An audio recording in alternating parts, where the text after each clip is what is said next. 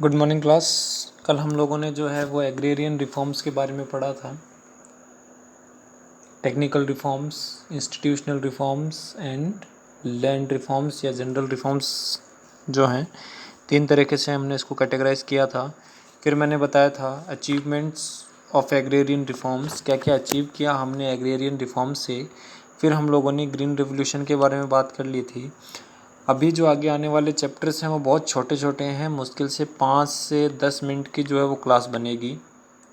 ठीक है, वी की ओरी में बहुत डिस्क्रिप्टिव नॉलेज गिवन है, आप उसको पढ़ सकते हैं। उतने टॉपिक्स पढ़ने जो हैं वो ज़रूरी नहीं है। ठीक है, सिंपल सी भाषा में मैं आपको बता दूं कि उतने टॉपिक्स जो हैं वो कवर करने इतने ज़्यादा ज़रूरी नहीं हैं, क्योंकि उनमें से क्वेश्चन नहीं पूछे जाते हैं। तो आज हमने स्टार्ट करना था इंडियाज़ फॉरेन ट्रेड, यानी फ़ॉरेन दूसरे देशों के साथ हमारा ट्रेड कैसा था। अब हमें हमेशा ये बात याद रखनी है कि हम लोग किस टाइम पीरियड की बात कर रहे हैं। 1950 टू 1991 की बात कर रहे हैं। तो इस टाइम पीरियड में मैंने आपको पहले भी बताया था, जब मैंने इस चैप्टर का इंट्रोडक्शन दिया था, कि हम लोग एक क्लोज्ड इकॉनमी बन गए। क्लोज्ड इकॉनमी क्यों बना दिए गए? ताकि हम अपने देश को या अपने देश के अंदर किसको बढ़ा सकें? प्रोडक्शन को बढ़ा सकें। और how will we increase the production? By establishing industrial sector. Industrial sector को इस्टेब्लिश करके। और इंडस्ट्रीज़ कब सेटअप होंगी? जब हम लोग इंपोर्ट्स नहीं करेंगे। अगर हम लोग लगातार इंपोर्ट्स करेंगे तो हमारे यहाँ की इंडस्ट्रीज़ जो हैं वो प्रोटेक्टेड नहीं होंगी। They have to face the competition of foreign goods. तो इन फॉरेन गुड्स को हमने क्या कर दिया? रिस्ट्रिक्ट कर दिया through tariff and Kota's. Tariff means taxes and Kota's means volume. ठीक है, हमने क्या कर दिया? हमारी इकॉनमी को एक क्लोज्ड इकॉनमी बना दिया, जहाँ पे हम लोगों ने इंपोर्ट्स को एक तरह से रिस्ट्रिक्ट कर दिया। बहुत इंपॉर्टेंट है, पूछा जाता है कैसे रिस्ट्रिक्ट किया? By imposing tariff and quota policy. Tariff means taxes and quota means volume. 10 shirts आए, सिर्फ 10, उन पे टैक्स लग गया। तो एक शर्ट जो पहले ब्रिटेन से निकला, जो एक शर्ट पहले ब्रिटेन से निकला, उसकी कीमत थी 50 रुपये। भारत में आने के बाद उसके ऊपर 20 रुपये का टैक्स लगा दिया इंडिया वालों ने। तो जब 20 रुपये का टैक्स लगाया, ब्रिटेन से जब निकला 50 रुपये का, इंडिया में आते ही 20 रुपये क्या लग गया? टैक्स। अब इंडिया ने बोला कि आप अनलिमिटेड क्वांटिटी में शर्ट्स नहीं बेच सकते, सिर्फ 20 शर्ट भेजो। 70 रुपये का एक शर्ट हुआ। अब क्वांटिटी भी फिक्स कर दी। दुकानदारों ने क्या किया? इसमें 30 रुपये और मिला दिए, क्योंकि क्या है? लिमिटेड स्टॉक है। लिमिटेड स्टॉक हो गया तो कितने रुपए का बन गया? 100 रुपये का बन गया। चीज़ें महंगी हो गई। हमारे इकॉनमी के जितने भी प्रोड्यूसर्स थे वो बूस्टअप हुए कि अब हम लोगों को इंडस्ट्री सेटअप करनी चाहिए, सरकार हमारे साथ है। सरकार ने क्या किया? ब्रिटेन के गुड्स को रिस्ट्रिक्ट कर दिया और इंडियन प्रोडक्शन को खुली छूट दे दी कि आप लोग जो हैं वो प्रोडक्शन करें और जो लोकल इकॉनमी की वांट्स हैं उनको सेटिस्फाई करें। तो इंडिया का जो फॉरेन ट्रेड था वो लगभग ख़त्म हो चुका था, है ना। ज़्यादा ट्रेड जो है हम लोग नहीं कर रहे थे। और ज़्यादा ऐसा नहीं है कि इंपोर्ट्स हमारे बिल्कुल बंद थे, इंपोर्ट्स करते थे हम लोग, लेकिन किसका? Developmental imports. बहुत इंपॉर्टेंट टर्म है कि व्हाट इज़ डेवलपमेंटल इंपोर्ट्स। तो इंपोर्ट्स ऑफ मशीनरी, मशीनरी का हम लोग इंपोर्ट करते थे। तो machinery is a developmental imports, जिससे हम फर्दर प्रोडक्शन प्रोसेस कर सकते हैं। डेवलपमेंट इंपोर्ट्स क्या होते हैं? जिस किसी चीज़ से हम फर्दर प्रोडक्शन कर सकें, these things are known as developmental imports. तो हम लोग क्या कर रहे थे? डेवलपमेंटल इंपोर्ट्स कर रहे थे। ठीक है, अब हमने इसमें पढ़ना है composition of trade. Composition of trade का मतलब क्या है कि किस तरफ जो है हमारा ट्रेड जो है वो जा रहा था, किस तरफ हमारा फॉरेन ट्रेड जा रहा था। ठीक है, पहला जो है वो है एग्रीकल्चर सेक्टर के बारे में। तो एग्रीकल्चर सेक्टर में हम लोगों ने इंपोर्ट्स करना बंद कर दिया था। मैंने आपको बताया हम लोग वीट का जो इंपोर्ट है वो यूएसए से करते थे, लेकिन आफ्टर ग्रीन रेवोल्यूशन हम लोग सेल्फ सफिशिएंट हो गए फूड ग्रेन्स में। अब फूड ग्रेन्स में सेल्फ सफिशिएंट हो गए तो अमेरिका से क्यों मंगाएंगे भाई, हमारे पास तो पहले से ही सरप्लस है। ठीक है, कन्वेंशनल जितने भी आइटम्स थे उन सभी के परसेंटेज में क्या आई, कमी आई। ठीक है, हम लोग क्या करते थे इंडिपेंडेंस के टाइम पे, एक्सपोर्ट ज़्यादा किए करते थे conventional items like T, coffee, grains, minerals, है ना। लेकिन इसको क्या कर दिया हमने, डाइवर्ट कर दिया टूवर्ड्स द लोकल मार्केट या टूवर्ड्स द डोमेस्टिक मार्केट। तो percentage share of conventional item declines, which means कि अब हमारे देश में जितने भी गुड हैं पहले उसका कंजप्शन कौन करेगा, इंडियन करेगा, फिर जब बचेगा तो उसको हम बाहर बेच देंगे। ठीक है, मैन्युफैक्चर्ड गुड्स, मैंने बोला डेवलपमेंटल इंपोर्ट्स हमने बढ़ा दिए। तो थर्ड पॉइंट हम ये लिख सकते हैं कि डेवलपमेंटल इंपोर्ट्स इंक्रीजेस। तो कंपोजिशन ऑफ फॉरेन ट्रेड पूछे तो हम ये 3 पॉइंट लिखेंगे कि एग्रीकल्चरल एक्सपोर्ट्स कम हो गए, percentage share of conventional item declines और डेवलपमेंटल इंपोर्ट्स इंक्रीजेस। ठीक है, ये 3 पॉइंट हम लोग लिखेंगे। फिर इस पूरे चैप्टर के अंदर जो आपके वीकेओरी में इसको अलग से एक चैप्टर बनाया गया है फॉरेन ट्रेड करके, उसके अंदर कुछ पढ़ने लायक नहीं है, सिर्फ एक टर्म आप याद रखेंगे, इनवर्ड लुकिंग ट्रेड स्ट्रेटजी। इसी का अदर नेम है जिसको बोलते हैं इंपोर्ट सब्स्टिट्यूशन। बहुत इम्पोर्टेंट टर्म है, हमें पता होनी चाहिए। इनवर्ड लुकिंग ट्रेड स्ट्रेटजी या इंपोर्ट सब्स्टिट्यूशन, इस चैप्टर का सबसे इम्पोर्टेंट क्वेश्चन यही है और यही हमें सिर्फ याद रखना है इस चैप्टर में से कि इनवर्ड लुकिंग ट्रेड स्ट्रेटजी क्या है या इसको इंपोर्ट सब्स्टिट्यूशन भी बोलते हैं, वो क्या चीज़ होती है। तो बेटा सिंपल सी बात है, 2 शब्द हैं, एक है इंपोर्ट यानी बाहर से मंगवाना और दूसरा है सब्स्टिट्यूशन, सब्स्टिट्यूट, उसको सब्स्टिट्यूट कर देना। इंपोर्ट किया मैंने कोका कोला, है ना, इंपोर्ट किया मैंने कोका कोला की पेप्सी की बोतल इंपोर्ट कर ली।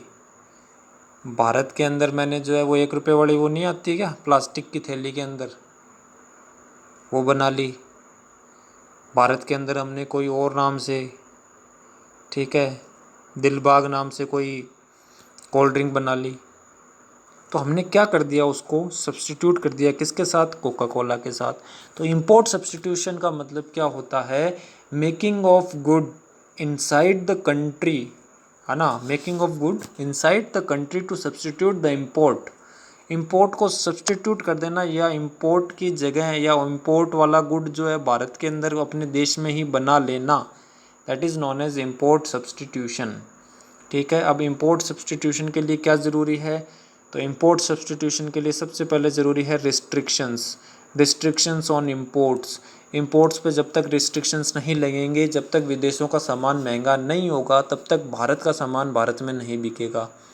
तो हम लोगों ने क्या किया, we just impose tariff and quotas, जो मैं पहले बता चुका हूँ। किस पे, बाहर से आने वाले गुड्स पे हमने क्या इम्पोज कर दिया, टैरिफ एंड कोटाज इम्पोज कर दिया। ठीक है, क्वेश्चन हमसे ये पूछा जा सकता है कि what are the good impacts of inward looking trade strategy. तो हम लोगों ने क्या किया, इंडस्ट्रीज़ का ग्रोथ बढ़ा दिया या इंडस्ट्री हमारी अच्छी ग्रोथ हुई। क्यों, क्योंकि हम लोगों ने बाहर से आने वाले प्रोडक्शन को रिस्ट्रिक्टेड कर दिया। डाइवर्सिफिकेशन अच्छा हुआ, अलग अलग तरीके की इंडस्ट्रीज़ हमारे भारत के अंदर खुली, cotton textile industries, steel industries, है ना, अलग अलग तरीके की इंडस्ट्रीज़ जो हैं वो सेटअप होने लगी टू फुलफ़िल द डिमांड्स या to fulfil the domestic demands. ठीक है, अपॉर्चुनिटीज़ ऑफ इन्वेस्टमेंट, जब हम लोगों ने इंडस्ट्रीज़ बना ली तो अब लोगों के पास इन्वेस्टमेंट करने का मौका था कि पैसा बनाया जाए। ठीक है, तो ये कुछ गुड इम्पैक्ट्स थे। सेल्फ सफिशिएंट हो गए, हमारा इंडस्ट्रियल प्रोडक्शन बढ़ गया, एम्प्लॉयमेंट इंक्रीजेज, जब इंडस्ट्रीज़ लगेंगी तो एम्प्लॉयमेंट भी इंक्रीज़ होगा, पॉवर्टी रिड्यूसेस, पॉवर्टी क्या हो गई, रिड्यूस हो गई, क्योंकि लोगों को क्या मिलने लग गया, रोज़गार मिलने लग गया। तो these are some good impacts of import substitution. ये अपने मन से भी लिख सकते हैं, ज़रूरी नहीं है जो किताब में लिखा वो सही हो या जो किताब में लिखा है या उतना ही सफिशिएंट हो, आप इसको अपने आप ही जोड़ सकते हैं। ठीक है, मैंने आपको पहले भी बोला था, Indian economy is not about the bookish language और the bookish content, it all about what you understand about the topic. आप उस टॉपिक के बारे में क्या समझे हैं वो ज़रूरी है। नाउ गुड इम्पैक्ट हैं तो बैड इम्पैक्ट भी होंगे, है ना। हम जानते हैं भारत के लोग लालची हैं। जब उन्हें पता चल गया कि बाहर से आने वाला सामान महंगा है, 100 रुपये का है, और मेरा सामान 70 रुपये का है, तो लोग मेरा सामान ही खरीदेंगे। भारतीय को पता चल गया। अब भारतीय को पता चल गया तो इसने क्या किया कि सिर्फ क्वांटिटी पे ध्यान दिया कि मुझे ज़्यादा से ज़्यादा सामान बेचना है, नॉट द क्वालिटी। उसने उस क्वालिटी को क्या कर दिया, सेक्रीफाइस कर दिया। अब हम रद्दी माल भी खरीदने के लिए मजबूर हो रहे थे। क्यों हो रहे थे? क्योंकि बाहर से आया हुआ सामान महंगा था और भारत वाला सस्ता था लेकिन रद्दी था। ठीक है, तो हम लिख सकते हैं कि हमारे यहाँ पे जो मोनोपोली थी over trade, over domestic market, वो किसकी हो गई? जितने भी हमारे प्राइवेट इन्वेस्टर्स या पब्लिक गवर्नमेंट, पब्लिक पीएसयूज़, उन सब की मोनोपोली हो गई इकॉनमी पे। क्यों? क्योंकि वो सिर्फ किस पे ध्यान दे रहे थे? क्वांटिटी पे, not on the quality of the production. ठीक है, तो हम लिख सकते हैं पहला point, growth of insufficient public monopolies. Second point, lack of competition implied lack of modernisation, यानी कि कंपटीशन नहीं था बिल्कुल भी इंडस्ट्रीज़ के बीच में। क्यों? क्योंकि बाहर से आने वाली चीज़ें तो बंद है और सभी लोगों ने डाइवर्सिफाइड इंडस्ट्रीज़ खोली हैं, अलग अलग तरीके की इंडस्ट्रीज़ खोली हैं। तो डाइवर्सिफाइड होगा तो कोई कंपटीशन ही नहीं है, एक जूते की, एक चप्पल की, एक शर्ट की है, तो इन तीनों के बीच तो कोई कंपटीशन ही नहीं है। जब तक कंपटीशन नहीं होगा तो इनकी मोनोपोली कहाँ रहेगी? मार्केट में रहेगी। ठीक है, पब्लिक सेक्टर जो है वो ज़्यादा से ज़्यादा फैलता चला गया और इकोनॉमिकली अनवाइबल, यानी हमारे देश की पॉपुलेशन इतनी ज़्यादा थी कि हम लोग सभी का सोशल वेलफेयर नहीं कर पा रहे थे। गवर्नमेंट का मेन मोटो क्या होता है? Social welfare. तो सोशल वेलफेयर बाय इंडस्ट्रियलाइजेशन हम लोग नहीं कर पा रहे थे। ठीक है, क्यों नहीं कर पा रहे थे? कि हमने पीएसयू तो खोल दिए, है ना, पब्लिक सेक्टर अंडरटेकिंग्स। गवर्नमेंट ने अपनी इंडस्ट्री तो खोल दी, लेकिन उन इंडस्ट्रीज से जब हम लोग सामान बेच रहे थे, प्रोडक्शन कर रहे थे, तो उसका कॉस्ट ज़्यादा था और रेवेन्यू कम था। कहने का मतलब जितने भी पीएसयू चल रहे थे वो सारे क्या थे? लॉस में थे।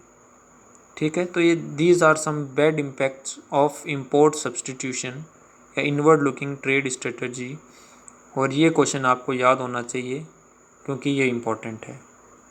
ठीक है, तो इनवर्ड लुकिंग मैंने क्या बताया? अपने ही देश में सामान को प्रोड्यूस कर लेना ताकि हम लोग इंपोर्ट कम करें, उसे इंपोर्ट सब्सटीट्यूशन बोलते हैं। गुड इम्पैक्ट है, इंडस्ट्रियलाइजेशन को ग्रोथ मिला, अनएम्प्लॉयमेंट दूर हुई, पॉवर्टी रिड्यूस हुई, है ना।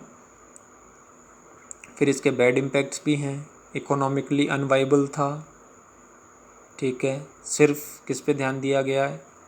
सिर्फ क्वांटिटी पे ध्यान दिया गया है, नॉट द क्वालिटी।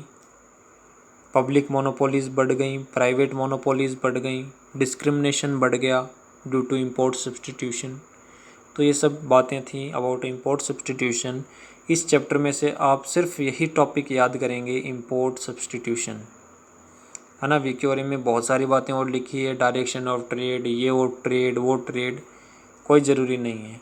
ठीक है, अपना टाइम वेस्ट ना करें, अच्छी बातें पढ़ें सिर्फ जो हमारे काम के लायक हैं।